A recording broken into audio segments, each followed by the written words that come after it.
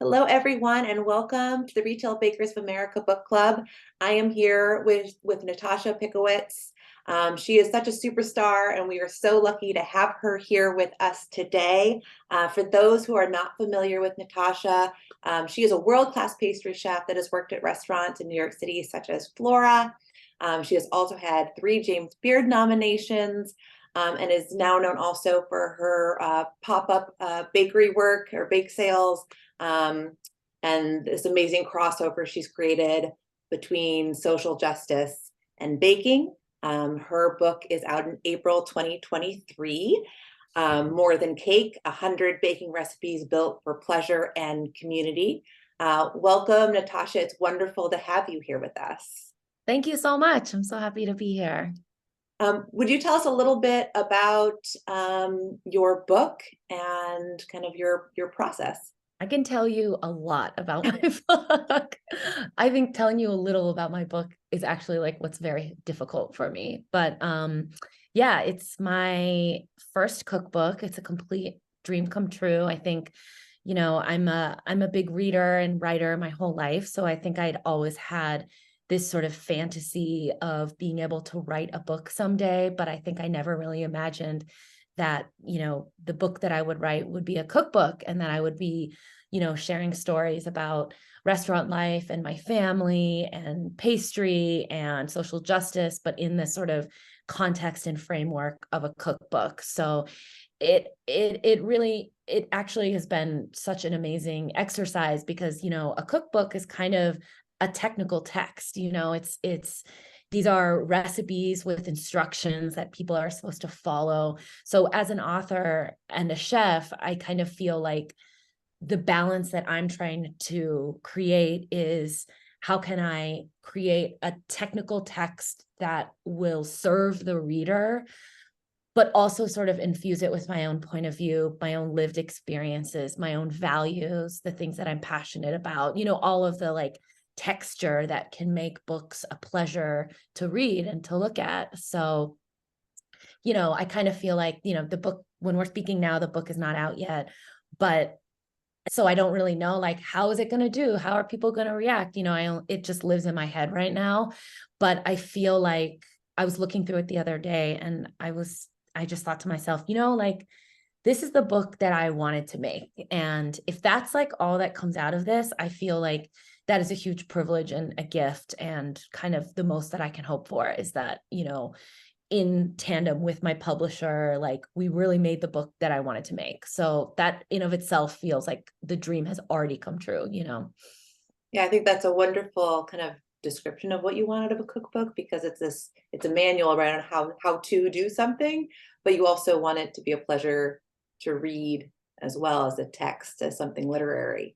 Yeah, exactly. And, that's such a fine balance to, I think, achieve because, when I was submitting early drafts of my manuscript to my editor, Judy Prey, you know, I think I got so wrapped up in sort of the storytelling aspect of it and talking about myself that Judy was really a genius in being like, this book is for your reader. Like, where's the you in all of this? And, so I'm like trying to take the I and the me out of the writing so that it feels inviting and open and inclusive. And she really helped me kind of like see the course and make sure that it is all about the reader first and foremost. Yeah.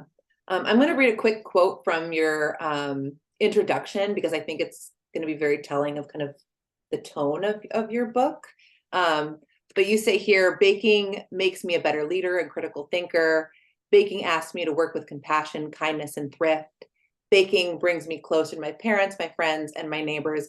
Baking is more than cake. And I really love this quote because you can tell me a little bit more about kind of the title and where the inspiration came from for your book. Definitely. I think, a question that I get a lot from people are like, how come you're a pastry chef and not like a savory chef? I mean, I consider myself a chef. I think that when people often are like, how come you're just a pastry chef? And I want to be like, well, that's actually like a a dizzyingly huge category of cuisine and technique. So, but I think pastry tends to get put in this like ghetto of sort of being like secondary to like the fine dining savory chefs and sort of the status within all of that.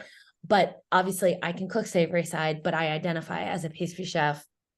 And but for me, I always gravitated towards pastry specifically for a reason, because, when you're going to a restaurant and you're ordering a meal, like you don't necessarily think of the dessert as the essential calories that might make up like the nutrition of your day, like the calories of your day. And that's because dessert sort of serves this almost like a symbolic purpose that seems larger than just the calories and the ingredients. And often desserts and pastries and sweets are kind of in service of these larger, affirming, joyful moments, like a wedding cake, a birthday party, a new job, a baby, like all of these ways that we mark achievements, good, happy, sad, everything in between in life.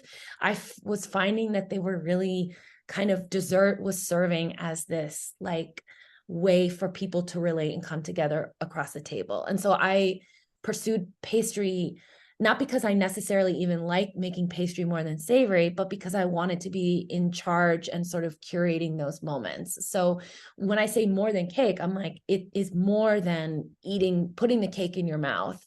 It's about like the satisfaction you feel as a baker to make something like that. But it's also about the way that something like a cake can be used to bring people together. So I'm just asking people to think sort of beyond the item itself, and instead like the context that it lives in and the world that it lives in as being this huge, beautiful thing that's all about bringing people together. Are there certain recipes or examples of that personally in the book that you want to bring forward? Well, I really tried. I mean, I have like you mentioned like the bake sales that I've done. I have like a little essay on, how to bake sale. And I was also wanted to be really mindful about, recipes that I thought would work in a context like a bake sale, for example. I mean, there are no recipes in the book that are like, chocolate cake in a mug for one, or like a cookie for one, because I don't bake just for me. I bake for other people. So the recipes, the yields kind of like reflect that, I feel. And I also wanted and tested recipes that were scalable, that you could, look at the olive oil cake recipe and you could multiply it by 4 and make 2 giant sheet cakes, 4 big 9-inch cakes for a bake sale, for a community potluck, for an event, whatever. And so I was really like wanted to keep quantity and scale in mind, because, people are hopefully going to dive into these recipes and apply them to their own life. And I want them to work in all kinds of situations. Okay. What are some of your favorite, I know it's a hard question, favorite recipes that you could highlight from the book? Mm-hmm. I mean, oh my gosh. Well, It's a tough question. like it's like I felt like I had to like I fought internally for every single recipe that's in the book, because obviously there were so many things that weren't in the book, and I was like, okay, these are the ones.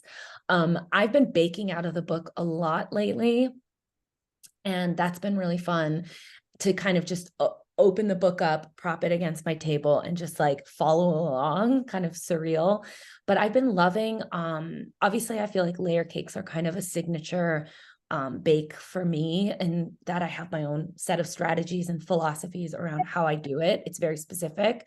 But lately I've been really diving into all of my like single layer cake recipes.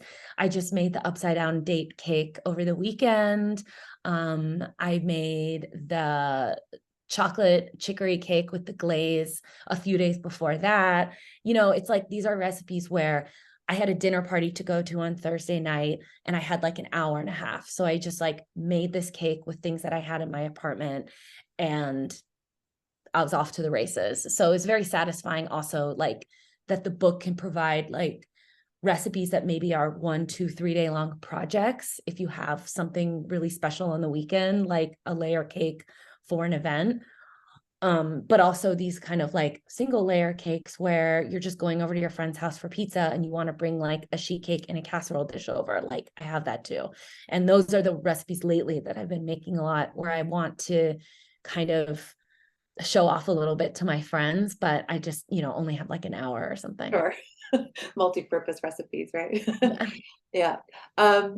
So some of your flavor combinations, they're beautiful and unique. And what is your inspiration? What is kind of your process when developing a recipe? Yeah. I mean, a lot of that is really informed by the time that I spent working in fine dining restaurants too. And I think like that was really a place where I was able to broaden my horizons in terms of developing a palette, where I'm playing around with ingredients that you might not expect to see in a dessert, but I had the chance to like engage with and think about. So I really like kind of presenting you with something classical like a layer cake, but kind of subverting your ideas about what has to be in it by putting something unexpected inside of it. So like one of my favorite layer cake sets in the book is my olive oil cake. And I was really like thinking about these kind of rich, clean, classic Italian flavors, like great olive oil, full fat mascarpone, an Italian buttercream with pistachio paste in it. And the jam, and usually I love putting kind of like, I love building flavor in a cake by adding a flavorful jam or a curd or something like that. But for this cake, I developed a jam with fennel, which is a vegetable, but as a vegetable, it has incredible sweetness to it, kind of black licorice notes, that anise flavor that goes great with pastry, with vanilla, with cream, with sugar. And so I developed this recipe for a fennel jam that, it would be great on a cheese board or with a pork chop, but it's great in a layer cake too. So I think like when I was thinking about these classic things like a layer cake, a chocolate chip cookie, a coffee cake, for me, it's like, how can I bring myself into this by adding like an unexpected twist? And maybe that twist is a technique like toasting your flour, or maybe it's an ingredient like playing around with fennel. But, I love, kind of asking the reader to sort of think beyond what you may consider as appropriate for a baked good and really look at your whole pantry and look at your backyard and your environment. Like I have a garden, live in Brooklyn, but I'm very lucky. I have like a little vegetable garden in my backyard. And that was also like an incredibly inspiring place for me in terms of, recipe developing and like my own cake decorating philosophy, where I was like, well, instead of buying like, roses from the bodega that have been sprayed with pesticides and are expensive to kind of decorate our cakes with, like, why aren't we like going to the grocery store and looking at like little cherry tomatoes on the vine, or, beautiful chicories and lettuces that have like speckles and beautiful like colors of pink to them. Like, I think that there is so much potential in the natural world to bring life to our cakes and our bakes, the beyond kind of like, a more traditional kind of arrangement of flowers or something like that. So these are like the kind of like, like mental exercises I'm asking of the reader, where I'm like, what do you have? Like, what's in your community? What do you have in your pantry that you can like use in an unexpected way? Draw from local inspiration and your own experiences. Sounds like you almost, in some ways, you're taking the idea of like a plated dessert and interpreting it into a cake, with your Totally. flavor profiles. Exactly. Is Yeah. really, really interesting. Yeah. So, I want to go back to this idea of bringing social justice into the fold. I think more than ever, our followers and membership are mostly professional retail bakers, educators.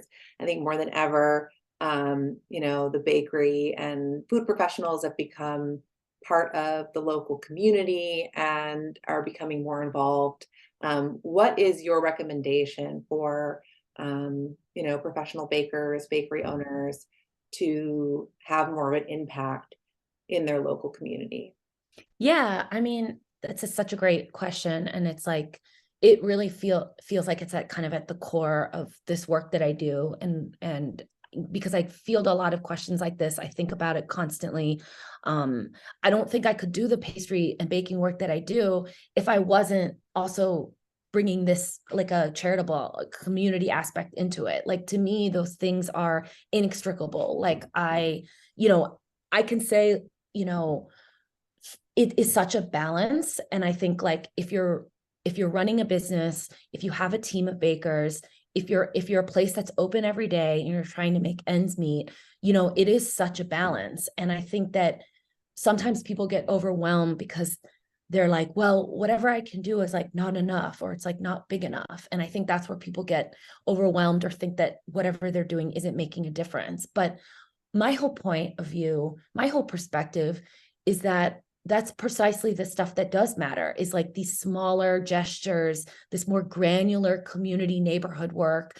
Like, when I was working in restaurants and bakeries, I was, as an employee, I was often a part of like big kind of gala fundraisers where, a ticket to a seat at the table is like $10,000. And, that stuff is great and obviously very effective at like raising money and awareness around certain causes. But I actually, like, with the bake sale, I wanted to zoom in to, this smaller, like a more inclusive way to get people involved. And that was by creating moments where there was no admission or ticket fee.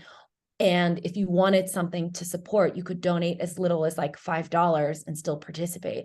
So, like, when I talk to like bakeries and cafes, business owners, like, I'm like, it can be just a small thing. I think that's so meaningful, like highlighting a pastry on your menu for the weekend, or, it's all about like forming relationships. Like, when I'm pairing up with nonprofits for bake sales, for example, like, I tend to think very regional and local. So I'm not thinking of like the big nationwide nonprofits that are almost like corporations in the way that they're run and the size of their team. I'm thinking like, what are those little places in your neighborhood that are serving your community like directly? And I think that maybe it's not as quote unquote big of an impact, but if you're just thinking about the footprint of your neighborhood, a mile radius, like, what are the things that are needed in your neighborhood? Like, maybe there's like a little community fridge that's like a few blocks away from you, or like, if you're a business owner and you have like, yeah, a reach-in fridge that you don't need anymore, like, there's a way to use those things like with a food pantry or with like another, kitchen. So I think like,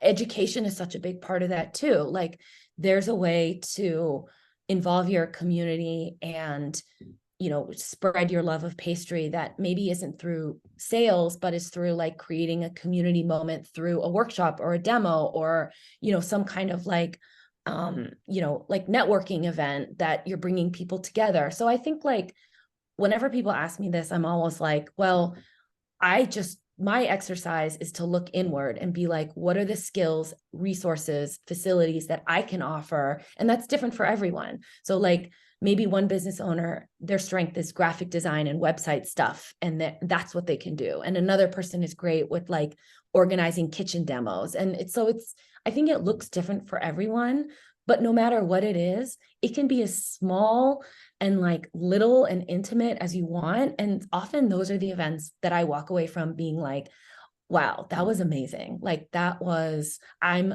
moved, I'm energized, I'm motivated. Like, those make me feel as full as like a larger 1,000-person event, Yeah. You had mentioned right before we started on the call that you're going to incorporate kind of the pop-up bake sale concept in your book tour. Can you tell us about that? Yeah. I pitched this idea to my publisher, Artisan, and they were like, we've never done anything like this before for a book, but we love your enthusiasm and we'll make it work. Because I also wanted to figure out a way to talk about the book while sort of like taking the focus off of me slightly, and like more using the book as a reason to continue to create these like community moments for engagement. So like, and that's the great thing about the bake sale, is like, it's not about just one individual. It's sort of about the energy that's created by like people coming together for this cause. So basically, I'm going on a huge North American tour, which is a dream. And we are going to be sort of bookending the tour with two big charitable bake sales. So one in New York, that will be the weekend of April 14th. It'll be Sunday, April 16th. And then we're going to do a big bake sale in LA, the weekend of May 20th.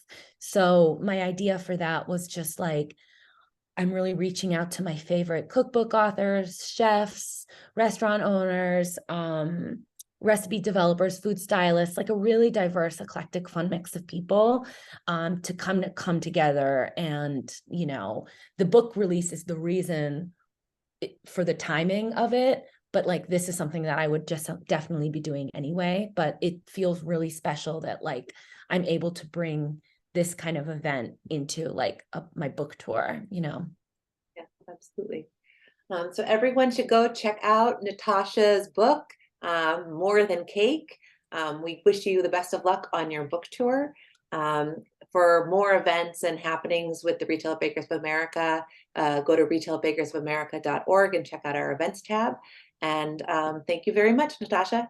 Thank you so much for having me. Thank you.